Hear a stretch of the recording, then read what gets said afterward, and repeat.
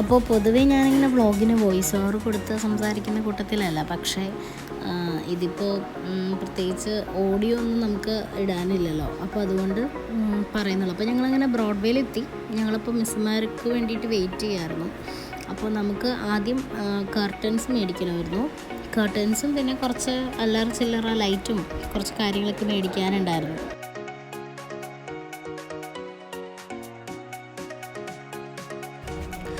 അങ്ങനെ ഞങ്ങൾ ബ്രോഡ്വേയിലും കൂടി നടക്കുകയാണ്. അപ്പോൾ ബ്രോഡ്വേ എന്ന് പറയുന്നൊരു പ്ലേസ് എന്ന് പറഞ്ഞു കഴിഞ്ഞാൽ നമ്മൾ എന്ത് സാധനം നമുക്ക് ആവശ്യമുണ്ടെങ്കിലും നമ്മൾ പല പല സ്ഥലത്ത് പോയിട്ടാണ് അത് സംഘടിപ്പിക്കാറ്. പക്ഷേ ബ്രോഡ്വേ എന്ന് പറയുമ്പോൾ നമുക്ക് വേണ്ട അത്യാവശ്യ സാധനങ്ങളൊക്കെ ഒരുമിച്ച് ഒരിടത്ത് കിട്ടുന്ന, അതായത് ചീപ്പ് പ്രൈസിൽ കിട്ടുന്ന ഒരു സ്ഥലമാണ്. അപ്പോൾ ഞങ്ങളങ്ങനെ നല്ലൊരു കട നോക്കി എത്തി. ഹോം ആൻഡ് ഫാബ് എന്ന് പറയുന്ന സ്ഥലത്താണ് നമ്മളെത്തിയത്.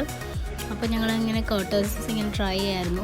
ശരിക്കും നമ്മളിങ്ങനെ സാരിയൊക്കെ പോയി എടുക്കില്ല, അതുപോലെ ഒരു ഡിഫിക്കൾട്ട് ടാസ്ക് തന്നെയാണ് പർച്ചേസിങ്ങും. കാരണം നമ്മൾ ഇതുപോലെ ഫസ്റ്റ് ഞങ്ങളിങ്ങനെ പല പല ചൂസ് കഴിഞ്ഞ് അങ്ങനെ ഫൈനലി നമ്മൾ ചൂസ് ചെയ്തു. ഈ ഒരു കളറാണ് എടുത്തത്, ഒരു പിസ്ത വൈറ്റ് കോമ്പിനേഷനിൽ വരുന്നൊരു കളറാണ് എടുത്തത്. അത് കഴിഞ്ഞിട്ട് പിന്നെ അതിലും നമ്മൾ ഉറപ്പിക്കാനായിട്ട് തീരുമാനിച്ചില്ല. കാരണം വൈറ്റ് കളർ ഇട്ട് കഴിഞ്ഞാൽ കർട്ടൻസ് നമുക്കറിയാലോ അവിടെ തന്നെ അങ്ങനെ കിടക്കണമെന്നില്ല. അങ്ങനെ അത് കഴിഞ്ഞ് ഞങ്ങൾ ഒരു ഓഫ് വൈറ്റ് അല്ല, കുറച്ചും കൂടി ഒന്ന് ഡള്ളായ ഒരു ഗ്രീൻ ഷെയ്ഡ് വരുന്നതിന് കർട്ടൻ എടുത്തു. ഇനി നിങ്ങൾക്ക് ഞാൻ കാണിച്ചു തരാമെന്ന രസകരമായ ഒരു കാര്യമാണ്. ഇപ്പോൾ നമ്മുടെ കടയുടെ മുകളിൽ, അതായത് സെക്കൻഡ് ഫ്ലോറിൽ നിന്ന് നോക്കുമ്പോൾ നമുക്ക് കാണാൻ പറ്റുന്ന കാഴ്ചകളാണ്.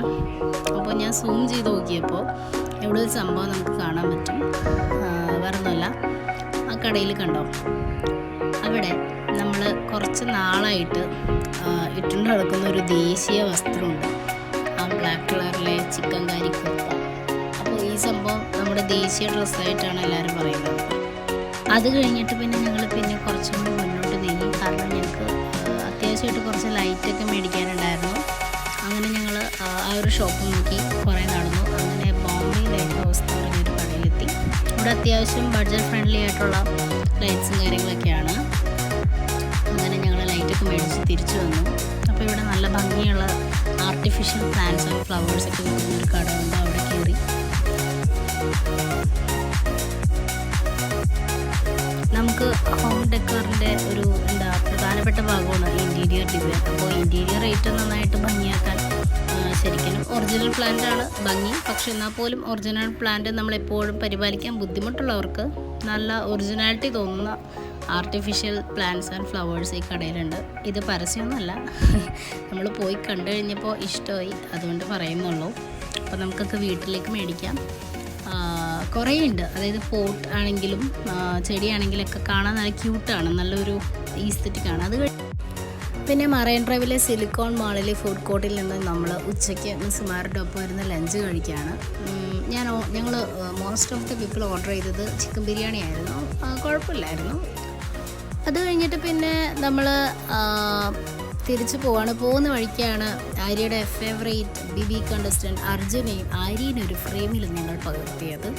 അത് കഴിഞ്ഞ് പിന്നെ ഞങ്ങളുടെ സാറ് ഞങ്ങൾക്ക് മാക്ഡൊണാൾഡ്സിൽ നിന്ന് ഫുഡൊക്കെ മേടിച്ചു തന്നു. ഡിപ്പാർട്ട്മെൻറ്റിൽ കുറച്ച് കലാപരിപാടിക്ക് ശേഷം നല്ലൊരു മഴയും കണ്ട് ഞങ്ങൾ വീട്ടിലേക്ക് പോയി. അങ്ങനെ നല്ലൊരു ബ്യൂട്ടിഫുൾ ഡേ ആയിരുന്നു. അങ്ങനെ ശേഷം വീട്ടിലെത്തി. ആൻഡ് അതാണ് vlog. Thank you for watching.